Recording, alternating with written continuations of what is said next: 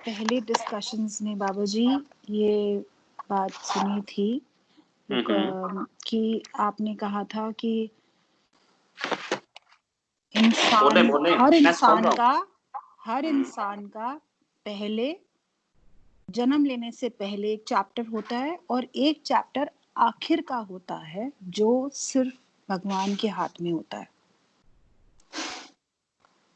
आपने ये कुछ टाइम पहले डिस्कशंस में इतना एक इस कॉन्टेक्स्ट में एक बात कही थी कि ये दो चैप्टर्स ऐसे हैं जो ईश्वर ने अपने हाथों में रखे हुए हैं जिन्हें हम बिल्कुल नहीं जानते जी।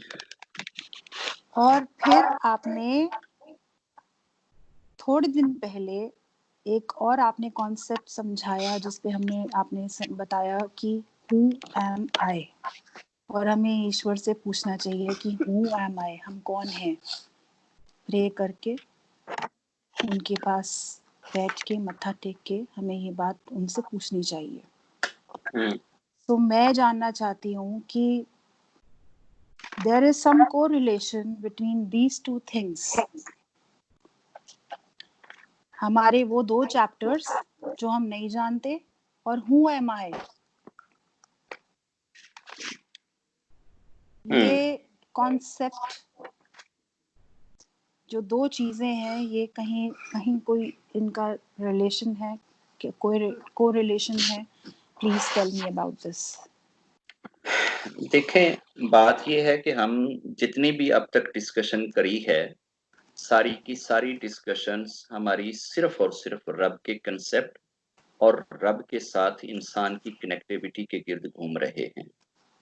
मेरा ख्याल है कि टोटल 36 आवर्स से ज्यादा हमारी डिस्कशन हो चुकी है और सारी ही डिस्कशंस इस एक ही कंसेप्ट को क्लियर करने के लिए हैं कि इंसान जो इस दुनिया में आता है, इस दुनिया में सिर्फ एक पर्पस के लिए आता है कि वो इस दुनिया के अंदर जितने भी समय के लिए वो जिंदा है वो जजमेंट से गुजर रहा है, और इसकी जजमेंट के लिए जो इसकी लाइफ का पहला चैप्टर है पैदाइश से पहले का, वो रब के अपने हाथ में है। ये फैसला रब करता है कि आपको किस परिवार में किस टाइम पे किन बहन भाइयों के साथ आपको भेजना है, आपके हाथ में नहीं है। आपकी डेथ कब, कहां और कैसे होनी है ये आपके हाथ में नहीं है। फर्स्ट वाला चैप्टर भी रब ने लिखना है आपकी लाइफ का, और लास्ट वाला चैप्टर भी रब ने लिखना है आपकी लाइफ का। आप अपनी मर्जी की, अपनी चॉइस की ना बर्थ ले सकते हैं, ना आप अपने चॉइस की डेथ ले सकते हैं। आपकी अगर चॉइस है कि मेरी बिस्तर के ऊपर लेट के बड़े आराम के साथ डेथ हो गई, तो ये आपकी डिजायर जरूर हो सकती है। बाज दफा कोइंसिडेंस है कि वैसे हो जाए, अदरवाइज ये चैप्टर रब के पास है। रब को बेहतर पता है कि आपको कब, कहां और किस हाल में डेथ आनी है, आपने कब, कहां और किस हाल में जन्म लेना है। इसके बीच में जो थोड़ा सा समय है, ज्यादा से ज्यादा 70-80 साल की हमारी आजकल की एज रह गई है। जब पैदा होते हैं, पैदा होने से पहले डिसीजन रब ने करे। जब मैं साल 2 साल 2.5 साल का तक का था, तब सारे मेरे डिसीजन माता पिता कर रहे थे। मुझे कब नैपी पहनानी है, कब पैम्पर लगाना है, कब मेरे मुंह में फीडर डालना है, कब मुझे झूला देना है, मुझे साए में कब रखना है, गर्मी में कब रखना है, एसी कब चलाना है, मुझे भोजन कब देना है, ये सारे फैसले मेरे माता पिता ने किए। मेरे हाथ में तो वो भी नहीं थे। जब बचपन से लेकर 22 साल तक मैं अपने बड़ों को देखता था, तो हर बंदे के जहन में एक ही चीज आती है, मैनू थोड़ा जा बड़ा हो लेने दे, फिर मैं अपने फैसले आप करांगा। हाले तिकन ते मेरे सारे फैसले माता पिता कर दिए। स्कूल मेरे लिए ये चूज कर देने कि इनू किहड़े स्कूले दाखिल कराना है। इंस्ट्रक्टर मेरे लिए ये चूज करते हैं कि इसको किस से ट्यूशन दिलानी है। भोजन मेरे लिए ये चूज करते हैं कि घर में आज कौन सी चीज पकेगी। शर्टें मेरे लिए ये खुद परचेज करके लाते हैं कि कौन सी इसको शर्ट देनी है। ये सारी बातें कोई 20-22 साल तक मेरे साथ होती रही, मैं दूसरों के रहमो करम पे ही रहा। जब मैं 20-25 साल की एज में आकर किसी भी जगह पे नौकर हो गया, भर्ती हो गया, तो मैंने सुख का सांस लिया कि चलो हुण वो एज शुरू हो गई कि जिथे मैं अपनी मर्जी के फैसले करांगा। अपनी मर्जी के फैसले करने का मुझे ज्यादा से ज्यादा 20 से 25 वर्ष टाइम मिला, लेकिन उसके अंदर भी कभी मेरे बॉस ने मुझे कहा कि नहीं, आपने जो ये लिखा है ना, ये नहीं, इसको काट के ये लिख दो। आपको पता है कि आप 2 और 2 4 लिख रहे हैं और बॉस आपसे ये चाह रहा है कि आप 2 और 2 3 लिखें, मगर मजबूरी है, जैसे बॉस ने कहा आपने वैसे कर दिया। आप चाह रहे हैं कि इस जगह पे एक कैपेबल बंदे को मैं भर्ती करूं, मगर दाएं बाएं से ऐसी सिफारिश आई है कि ये जो बंदे ने इंटरव्यू दिया है आपने इसको सिलेक्ट करना है। आप अपनी मर्जी का डिसीजन वहां भी नहीं थोप सके। आप चाह रहे हैं कि आज घर में फलां भाजी बन जाए, फलां करी बन जाए, मगर आपकी पत्नी ये कहती है मैनू तो यह बिल्कुल जहर लगती है, मैं नहीं यह सब्जी खानी। तो हो सकता है कि आपको उसकी मर्जी के पीछे अपनी मर्जी फिर सेक्रीफाई करनी पड़ जाए।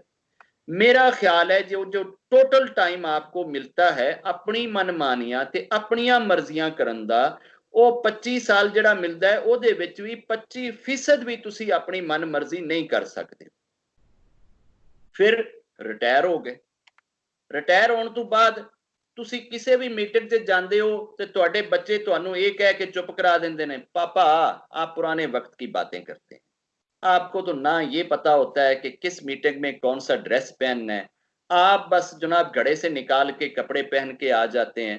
आपके कपड़े और हाथी की स्किन में कोई फर्क ही नहीं होता, वो भी बगैर इस्त्री के स्किन पहनता है, आप भी बगैर इस्त्री के कपड़े पहन के आ जाते हैं। पापा आपको तो एक्सेंट का भी नहीं पता कि कहाँ कौन सी बात करनी है, ना आपको कोई नेट का पता है ना ये पता। आप तब से ताने सुनना शुरू करते हैं और मरते दम तक आप ताने सुनते रहते हैं, आपकी मर्जी नहीं चलती। ये थोड़ी सी जिंदगी, थोड़ा सा समय जो आपको अपनी मर्जी का मिलता है वो भी आपके पास नहीं रहता, वो भी आपकी मर्जी पे नहीं होता। तो बाकी पीछे आप देखें कि फर्स्ट चैप्टर रब के पास 25 साल तक तुसी दूसरियां दे मोहताज, दरम्यान में थोड़ा बहुत फैसला लिया है, आखिर ते आके फिर दूसरियां दे रहमो करम ते जिसले डेथ होनी है वो भी रब दी मर्जी की डेथ होनी किवें है। आया मोटरसाइकिल दे नाल टक्कर खा के होनी है, या सप दे डसिया होनी है, मिर्गी पै के होनी है, बुखार चढ़ के होनी है, कोरोने नाल होनी है, कैंसर नाल होनी है, किसी वायरस नाल होनी है, या हैजे नाल होनी है, ढिड दी पीड़ नाल होनी है, कि कादे नाल होनी है। करोड़ तरीके हैं मौत के। तो हमें इस सारे समय को एक गनीमत और ब्लेसिंग समझते हुए अपने उस रब की तरफ जरूर रजू करना चाहिए जिस रब ने हमें इस दुनिया के अंदर भेजा है।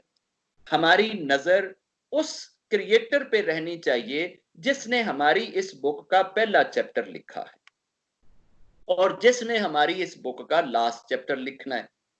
दरमियान वाली किताब हमारे हाथ में है, स्टार्ट भी उसने करी है, एंड भी उसने करना है। तो जिसने स्टार्ट करी है उसको भी आप नहीं पहचान रहे, उसके साथ भी दोस्ती नहीं लगा रहे, जिसने एंड करनी है उसके साथ भी दोस्ती को नहीं है।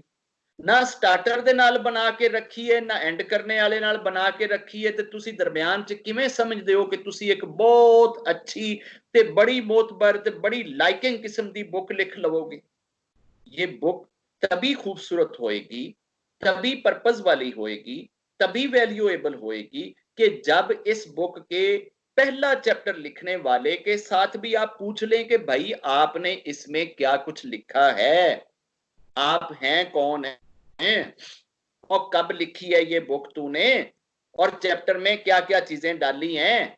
ते जिहदे कोले जाना है कदी कुछ थोड़ा जा टाइम कढ के ओदे नाल भी बना लिया करो कि यार की हाल है तेरा, ਉਹ ਮੇਰੀ ਤੇ ਹੁਣ ਅੱਜ ਕੱਲ ਪਤਨੀ ਵੀ ਨਹੀਂ ਸੁਣਦੀ, ਬੱਚੇ ਵੀ ਨਹੀਂ ਮੰਨਦੇ, ਤੇ ਮੈਨੂੰ ਲੱਗਦਾ ਹੈ ਕਿ ਤੇਰੇ ਕੋਲੇ ਆਉਣ ਦਾ ਮੇਰਾ ਟਾਈਮ ਬੜਾ ਨੇੜੇ ਆ ਗਿਆ ਹੈ, ਪਰ ਤੂੰ ਤੇ ਦੱਸ ना कि मैनू एक्सेप्ट भी करता है कि नहीं करता है। तो उस रब के लिए हमें थोड़ा सा टाइम जरूर निकालना चाहिए। जब रब के साथ कनेक्ट हो जाएंगे तो फिर हमें अपनी पहचान खुद ब खुद हो जाएगी। हु एम आई, मैं कौन हूं।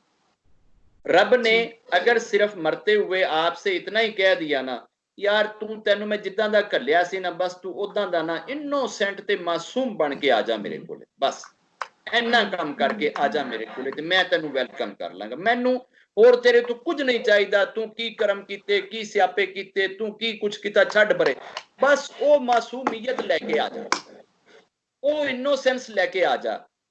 साडे कोलों ते इन्ना भी काम नहीं हुंदा। तो हम उस रब के साथ अपनी कनेक्टिविटी बनाने के लिए पूरी जिंदगी में से 10 घंटे भी कभी नहीं निकालते कि रब के साथ कनेक्ट कैसे होना है, कभी उससे गिड़गिड़ा के मांगा ही नहीं। और इसमें मैं समझता हूं कि दोष आप लोगों का भी नहीं, कभी किसी ने ये मत दी ही नहीं कि यार रब कोलों मंगिया भी करो, रब दे अगे दुआ भी कीता करो। हमारे धर्म की, हमारी नेशन की यही सबसे बड़ी मिस्टेक है कि खुदा का तसव्वुर भी नहीं देना और खुदा से जुड़ने भी नहीं देना। जब एक बंदे के पास ये दोनों चीजें नहीं होंगी तो बंदा ऑटोमेटिकली कभी किसी के चरणों में पड़ा होगा, तो कभी किसी के चरणों में पड़ा होगा, कभी किसी को भगवान कह देगा, तो कभी किसी को भगवान कह देगा, कभी किसी की मिन्नतें कर रहा होगा, तो कभी किसी की मिन्नतें कर रहा होगा। इन सारी मिन्नतों से तभी जान छूट सकती है जब आप रब से कनेक्ट हो जाएं और उससे प्रे करना सीख लें।